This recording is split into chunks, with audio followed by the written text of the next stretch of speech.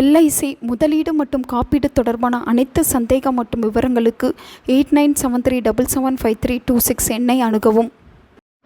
சிவபெருமானின் ஒரு அவதாரமாக திகழக்கூடியதுதான் பைரவர் அவதாரம். பைரவர் தோன்றியது கார்த்திகை மாதம் தேய்பிறை அஷ்டமி ஆன இன்று என்பதால் கார்த்திகை மாதத்தில் வரக்கூடிய தேய்பிறை அஷ்டமியை நாம் பைரவாஷ்டமி என்று கூறுவது உண்டு. அப்படிப்பட்ட தேய்பிறை அஷ்டமி என்பது 12/12/2025 அன்று வந்திருக்கின்றது. இந்த நாளில் பைரவரை எந்த முறையில் வழிபட்டால் வாழ்வில் இருக்கக்கூடிய கஷ்டங்கள் தீரும் என்பதை பற்றி தான் இந்த வீடியோவில் பார்க்க போகிறோம். கால பைரவரை நாம் வழிபாடு செய்வதன் மூலம் நம் வாழ்க்கையில் இருக்கக்கூடிய கஷ்டங்களும் எதிர்மறை ஆற்றல்களும் எதிரிகள் தொல்லையும் செய்வினை தோஷங்களும் நீங்கும். மேலும் சனீஸ்வர பகவான், ராகு, கேது போன்றவர்களால் ஏற்படக்கூடிய பாதிப்புகளும் விலகும். இதோடு கால பைரவன் மற்றொரு அம்சமாக திகழக்கூடிய ஸ்வர்ண பைரவரை வழிபாடு செய்வதன் மூலம் பணவரவு அதிகரிக்கும். இவர்களுடைய வழிபாட்டை அஷ்டமி தினத்தில் செய்வது மிகவும் சிறப்பு.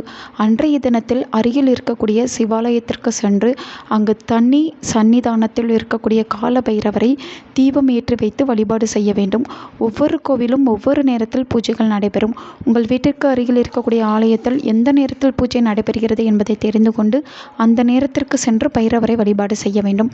அவ்வாறு வழிபாடு செய்யும்போது பைரவருக்கு நெய் தீபங்களை ஏற்றி வைத்து சிவப்பு நிறத்திலான செம்பருத்தி மலர்களை வாங்கி கொடுத்து வழிபாடு செய்வது என்பது மிகவும் சிறப்புக்குரியது. அப்படி அருகில் கால பைரவரின் ஆலயம் இல்லை என்று நினைப்பவர்கள் வீட்டில் ஸ்வர்ண ஆகர்ஷண பைரவரின் படத்தை வைத்தும் வழிபாடு செய்யலாம்.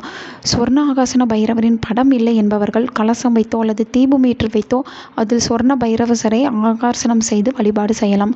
ஸ்வர்ண பைரவருக்குரிய பாடல்கள் பல இருக்கின்றன.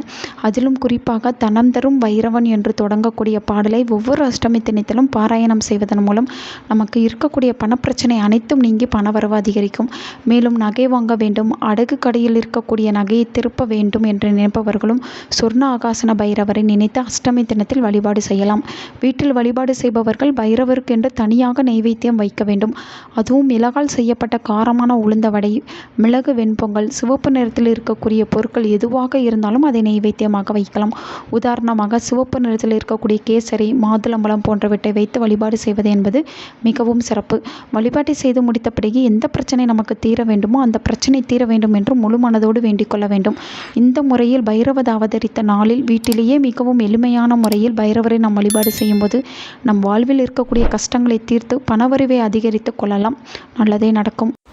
உங்கள் நண்பர்களுக்கும் உங்கள் உறவினர்களுக்கும் இந்த வீடியோவை ஷேர் பண்ணுங்க. அவங்களும் இதை பற்றி தெரிஞ்சுக்கிடட்டும். ஆன்மீகம் டிவி தமிழ் சேனலை சப்ஸ்கிரைப் பண்ணுங்க.